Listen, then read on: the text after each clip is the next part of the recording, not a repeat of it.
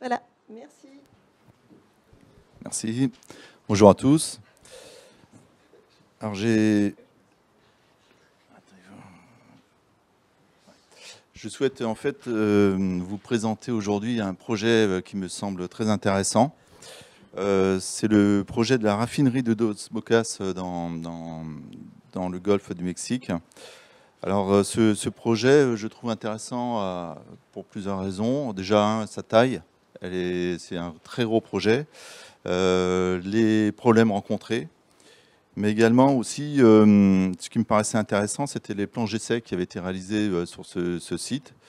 Et enfin, la dernière raison, c'est bien sûr, c'était aussi une réussite en fin de chantier. Donc ça mérite aussi d'être signalé.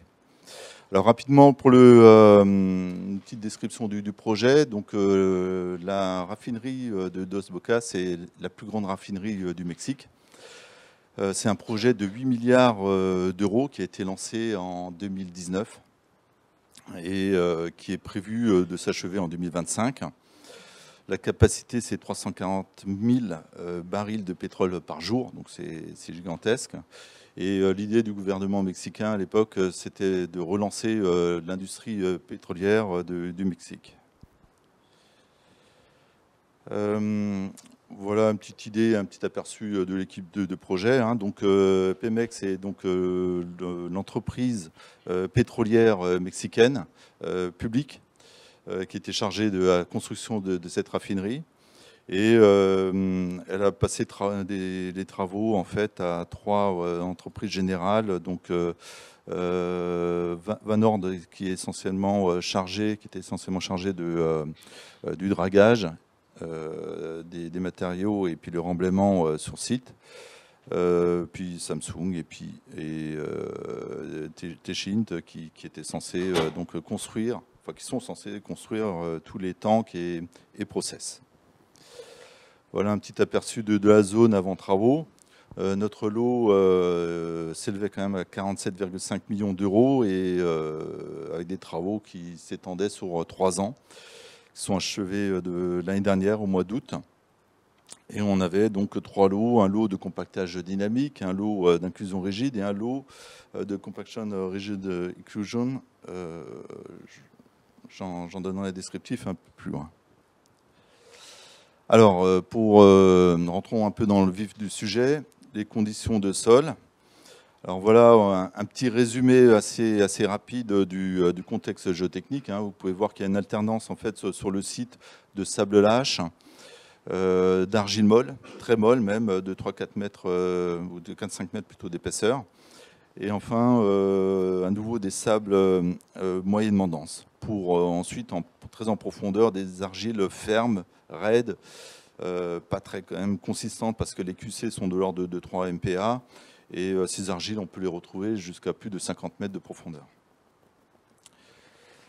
Une autre problématique, en plus de la compressibilité et de la portance, c'était bien évidemment au niveau de la liquéfaction, parce qu'on est en zone sismique.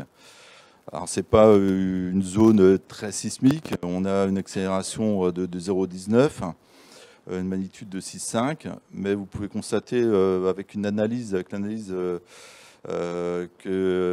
la liquéfaction, que la problématique se situait essentiellement dans la zone sableuse sur les 12-13 premiers mètres. Et ensuite, il n'y avait plus vraiment de problème de liquéfaction, surtout des sables plus en profondeur. Ils avaient une compacité suffisante pour qu'il n'y ait pas un problème de liquéfaction. Une estimation des tassements liés à cette liquéfaction donnait à peu près 16 cm de tassement. Alors l'aménageur, enfin plutôt le bureau d'études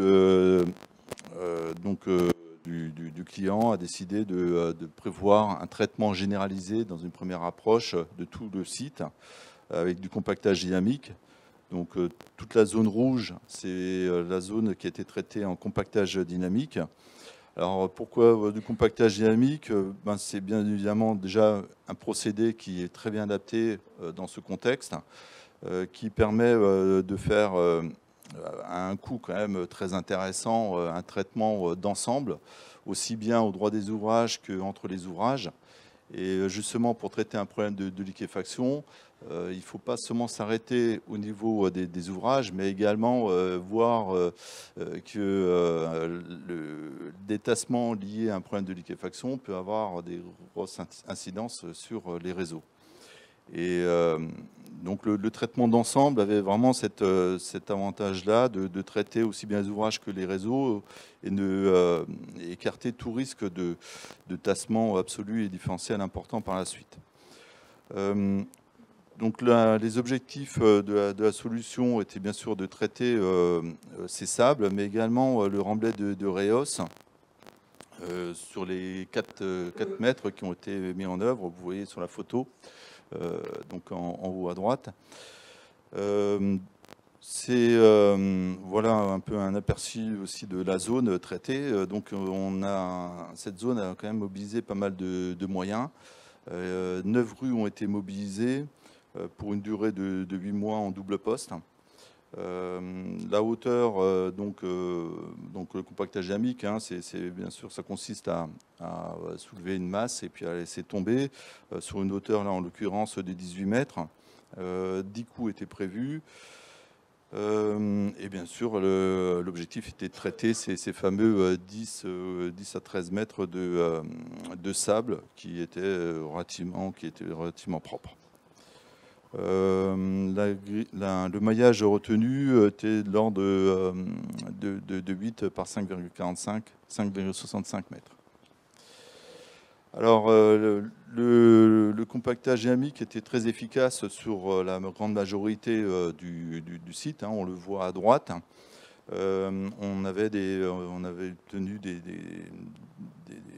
QC, enfin des résistances à pointe supérieures à 10 MPa, avec par contre à certains endroits quelques couches qui n'étaient pas forcément traitées correctement, mais ces couches étaient d'une épaisseur assez limitée, de quelques dizaines de centimètres.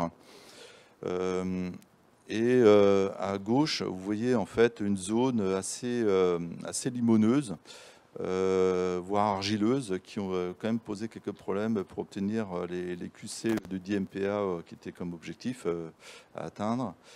Donc dans cette partie-là, tout simplement le bureau d'études de Pemex, hein, donc notre donneur d'ordre, a voulu en fait tout simplement stopper le compactage dynamique dans les petites zones argileuses qui avaient été détectées.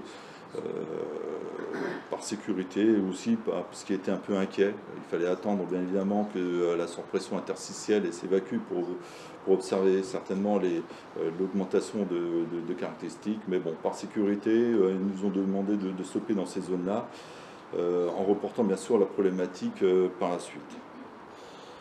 Alors, ces unités, donc voilà, ce que je vous ai montré, c'est un traitement d'ensemble, mais bien évidemment, par la suite, il fallait regarder de manière plus spécifique les différentes unités de traitement à fonder. Et voilà un petit peu sur la carte ce qui a été réalisé. Donc dans tout ce qui est la partie à gauche du site, on avait essentiellement un process très lourd, et la maîtrise d'œuvre a décidé de fonder tous ces ouvrages-là sur pieux. Donc ce n'est pas forcément la partie qui nous intéresse aujourd'hui. On va se concentrer plutôt sur la partie de gauche, où, comme je l'ai dit avant, on avait une partie donc là verte qui a été traitée correctement en compactage dynamique, une partie plutôt sableuse, où là il y avait quand même encore à traiter une problématique de tassement, parce que je vous rappelle qu'en dessous de cette couche sableuse, on avait une couche argileuse très molle. Et dans la partie rouge qui est assez délimitée, assez localisée, on va dire, on avait par contre encore à traiter les 3 gros problèmes sur le site, à savoir liquéfaction, tassement et portance. Donc, quelles sont les solutions possibles pour traiter ces différents problèmes? Donc, au niveau de la zone verte, là où il n'y avait plus qu'un problème de tassement à régler, il y avait quelques options qui avaient été proposées, donc inclusion rigide et également drain et préchargement. Sachant que pour ces deux procédés-là, on avait donc une dizaine de mètres bien compactés par le compactage ionique qui allait poser quelques problèmes de forage. Par exemple, pour les inclusions rigides, bien évidemment, il fallait passer en tarière creuse. Le refoulé commençait à devenir un peu compliqué. Et pour les drains, idem, hein, pour foncer des drains dans une telle formation compacte, c'était pas possible, il fallait également préforer. Au niveau de la zone argileuse, donc pour traiter tous les problèmes du site, il y avait quelques propositions qui avaient été faites, donc inclusion rigide, mais bon, vous le savez peut-être, les inclusions rigides ne traitent pas le problème de la liquéfaction. Donc il était question de l'associer à un autre procédé, le compaction routing ou injection solide. Une option 2 est également envisagée, drain et préchargement. Et une option 3, colonne bastée, et pour traiter le problème de la liquéfaction, associé aux inclusions rigides, pour avant tout traiter un problème de tassement. Donc là, bien évidemment, dans ces procédés-là, vu que dès qu'on commence à combiner les procédés, il y a tout un phasage qui doit être un peu travaillé pour trouver la bonne façon de faire. Déjà, au niveau de difficulté, pour le préchargement et drain, se posait le problème aussi du matériau, bien évidemment, qui devait être assez conséquent. Alors, pour essayer d'y voir un peu plus clair, donc la maîtrise d'œuvre a décidé de faire une planche d'essai avec des inclusions rigides et des drains.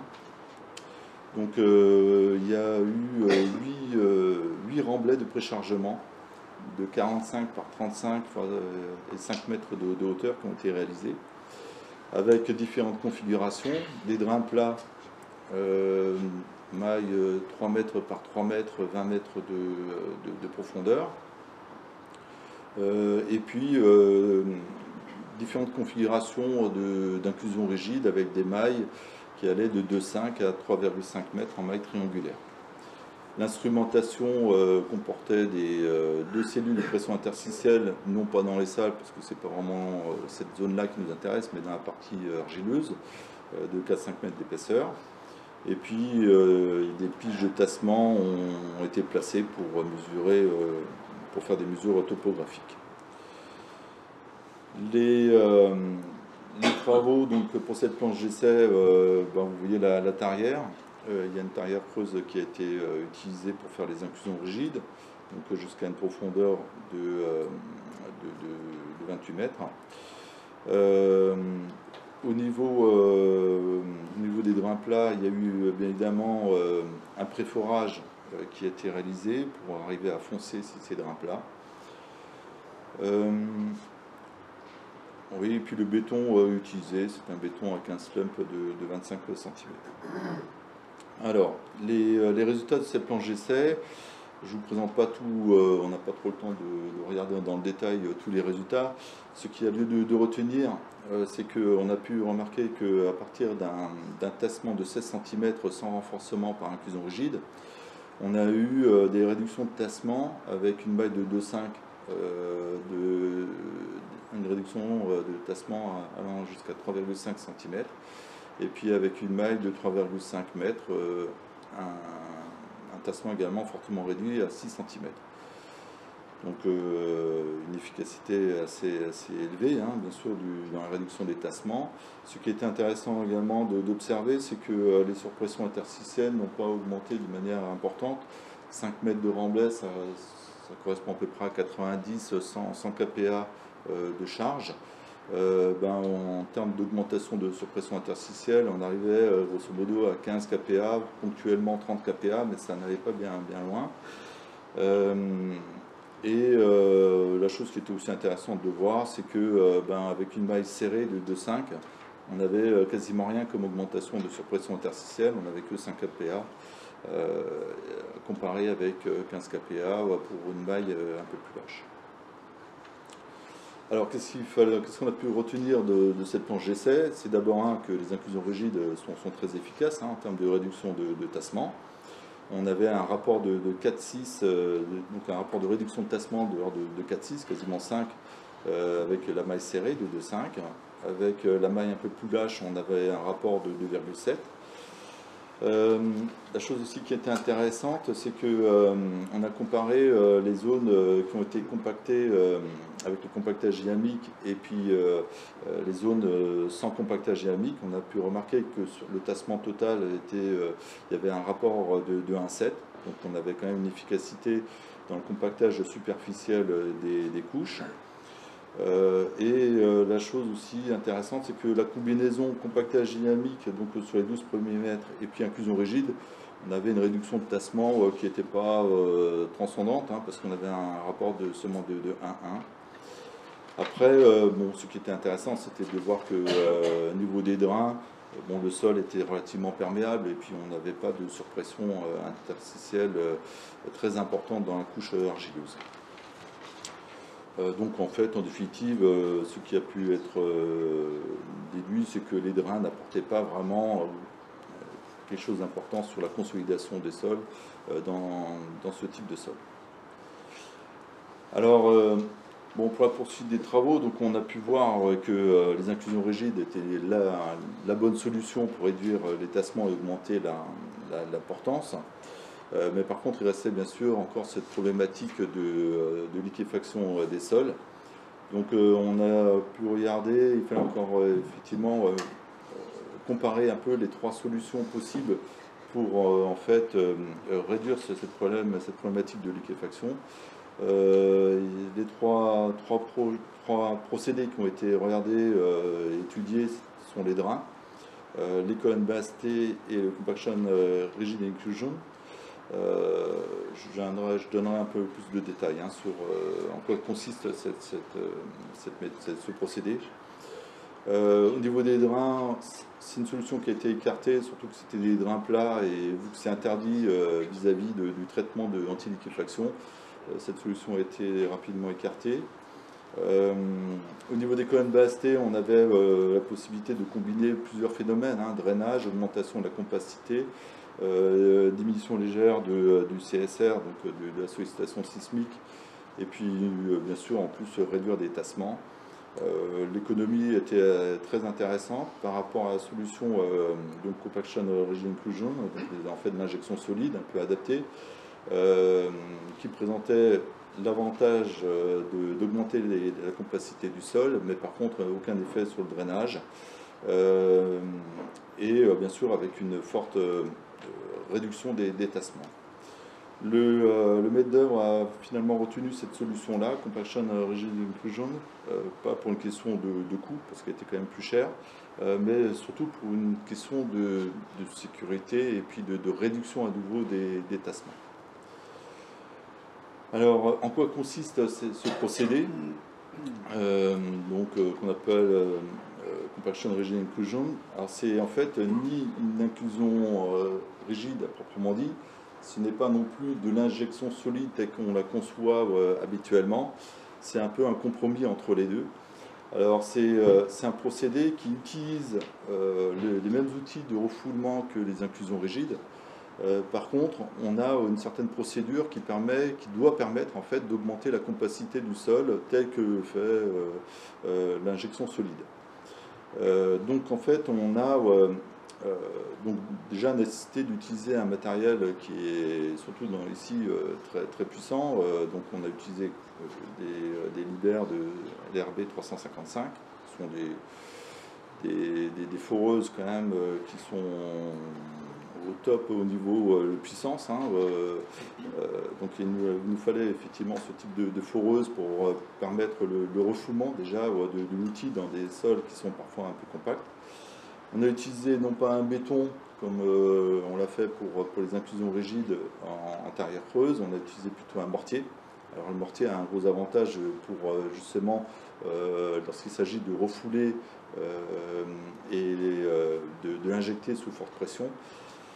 On évite les bouchons. Et lorsque, en fait, et donc là, dans ce procédé-là, bien sûr, on parle d'injection. Là, on a une injection quand même solide d'un mortier qui a un slump assez bas, hein, de l'ordre de 11, de 11 à 13. Et donc, on injecte sous pression. Hein, la pression était de l'ordre de 5 bars. Après, évidemment, par rapport à l'injection solide, on joue plus sur une remontée graduelle, lente de l'outil, tout en injectant sous pression. On ne procède pas par étapes successives, mais on ralentit la remontée de l'outil. Bon, voilà un petit aperçu de l'outil utilisé, qui est ni plus ni moins l'outil d'inclusion rigide, avec une procédure qui permet justement d'injecter à certains endroits le béton sous haute pression et augmenter les volumes. Comme pour l'injection solide, on définit des critères d'arrêt, à savoir, on vérifie d'abord par une colonne d'essai qu'on atteint bien le diamètre prévu. On essaie de définir aussi un diamètre maximum qu'on peut atteindre dans ces formations-là. On regarde aussi quelle est la pression maximale à ne pas dépasser pour éviter de claquer le terrain. Et enfin, on vérifie qu'il n'y a pas de soulèvement de la plateforme lorsqu'on injecte un peu trop. L'approche théorique, donc en général au démarrage aussi de ces travaux, on fait une approche théorique, une estimation un peu théorique des volumes à injecter. Donc on se base sur des corrélations entre le QC et la densité relative. Donc il y en a plusieurs. Là on utilisait la corrélation de Bali. Et le but, c'est vraiment, à partir de l'indice des vides et de la densité relative, d'estimer à peu près le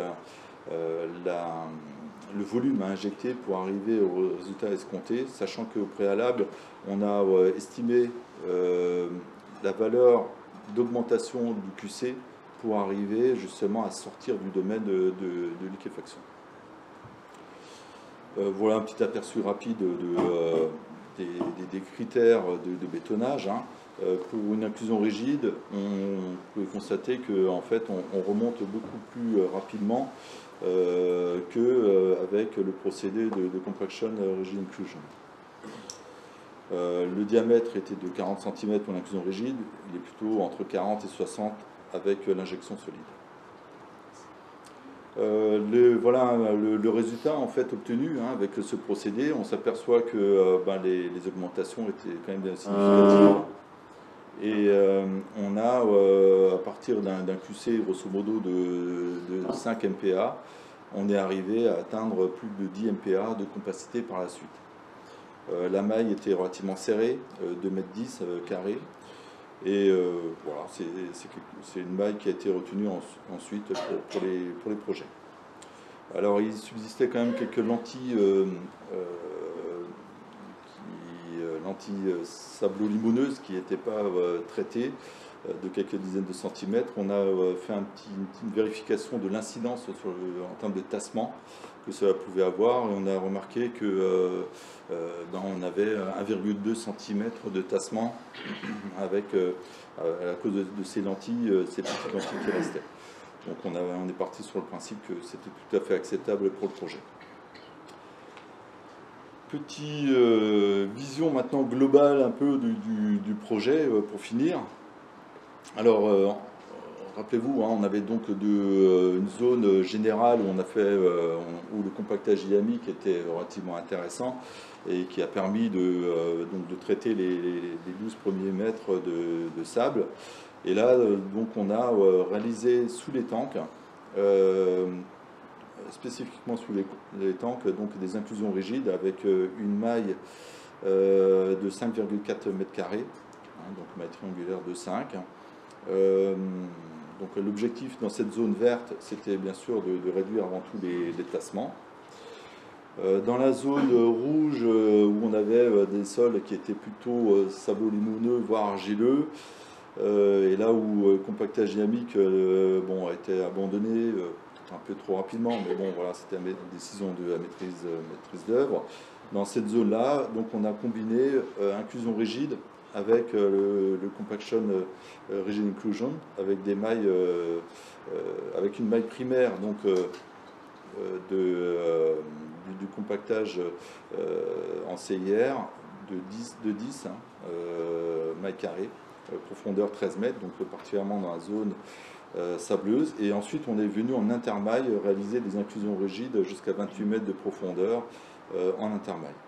Donc le but, c'était bien évidemment de traiter tous les problèmes du site qu'on a cité avant. Alors voilà un peu plus dans le détail la méthodologie. Donc la maille primaire, c'était justement de compacter d'abord ce remblai, enfin ce remblai et les sables qui étaient sables limoneux et voire argile qui étaient en dessous. Alors pourquoi d'abord en maille primaire faire ce compactage? Pour bien évidemment préserver l'intégrité des inclusions rigides. Donc c'est seulement une fois qu'on a compacté ce sable qu'on a réalisé en maille secondaire les inclusions rigides. En arrière, parce que justement on avait un sol qui était des sables qui étaient particulièrement compacts, donc avec la tarière ça nous permettait de traverser plus facilement. Et donc voilà, on a utilisé cette méthodologie pour traiter. Les calculs de tassement étaient largement satisfaisants parce qu'on était en dessous des 10 cm envisagés, donc on obtenait par le calcul 5,3 cm. Le dimensionnement qu'on a pu réaliser consistait bien évidemment à vérifier sur la base des résultats de l'essai de la planche d'essai et des essais de chargement, à estimer au mieux en fait les tassements. Cette planche d'essai, bien sûr, a vraiment pu caler tous les paramètres et à définir ensuite de manière quand même beaucoup plus précise les tassements des différents tanks avec les différentes surcharges qu'on pouvait avoir. Donc là, en l'occurrence, c'était 150 kPa. On a ensuite, bien évidemment, dans le dimensionnement, vérifié sous sollicitation sismique, donc avec des efforts horizontaux, la flexion des inclusions rigides, et vérifier s'il y avait nécessité ou pas de les armer. Là, en l'occurrence, on a pu vérifier que les inclusions non armées étaient tout à fait envisageables. Quelques soucis qu'on a pu, ou du moins quelques on va dire, singularités qu'on a dû gérer un peu sur le chantier, c'était des arases particulièrement basses parce qu'on devait araser les inclusions à 1,8 m de profondeur. Donc bien évidemment, la chose la plus simple à faire, c'est d'envisager ces arases dans du béton frais, sachant que vous voyez dans la photo en bas, lorsqu'il y a quelques loupés au niveau des arases basses et qu'il y a lieu ensuite de les araser, enfin de les recéper dans le béton durci, sont des travaux un peu plus pénibles. Et donc voilà, c'était un peu une difficulté sur ce chantier de bien gérer ces arases dans le béton frais. Les autres soucis qu'on a pu avoir, c'était aussi les usures d'outils. Dans les sables, il faut savoir qu'il y a un problème d'usure assez important. Donc bon, ça se gère, mais il y a quand même une certaine organisation à prévoir. Et il y avait lieu aussi de bien vérifier la portance de la plateforme de travail, chose qui est aussi très importante pour nous, pour garantir la sécurité. Et puis dans les difficultés, bien évidemment, on s'est retrouvé en pleine période de Covid, donc avec du personnel masqué et qui devait suivre toutes les consignes que tout le monde connaît maintenant. Voilà. Alors, en conclusion, voilà, donc ce qu'il y a lieu de retenir, bon, bien évidemment, c'est un gros projet qui a nécessité énormément de moyens, et puis c'était un projet qui, pour nous, était un peu un défi, dans le sens où il a fallu mobiliser pas mal de matériel du groupe. On est cherché au Canada, en Europe, et en faisant, bien sûr, en venant en appui sur tout le matériel qui est au Mexique. Alors, la chose sur les procédés, il faut bien sûr retenir que chaque procédé a des avantages et inconvénients, et que pour une complexité telle qu'on l'a vu sur ce projet-là, La meilleure solution, c'est souvent de combiner les procédés. Une seule technique, en général, ne résout pas tous les problèmes. On a pu voir que le compactage, le compaction rigid inclusion est un procédé qu'on ne voit pas tous les jours, mais qui a quand même des résultats très intéressants. Les plans GC, c'est quelque chose, à mon avis, d'indispensable sur des gros projets comme ça, qui permettent justement de sécuriser déjà la faisabilité des procédés, de sécuriser aussi les délais et d'appréhender au mieux en fait les problématiques qu'on peut rencontrer. Voilà. Et après, c'est une histoire effectivement de matériel et de puissance de matériel qui n'est pas toujours effectivement simple à gérer. Voilà, je vous remercie pour votre attention.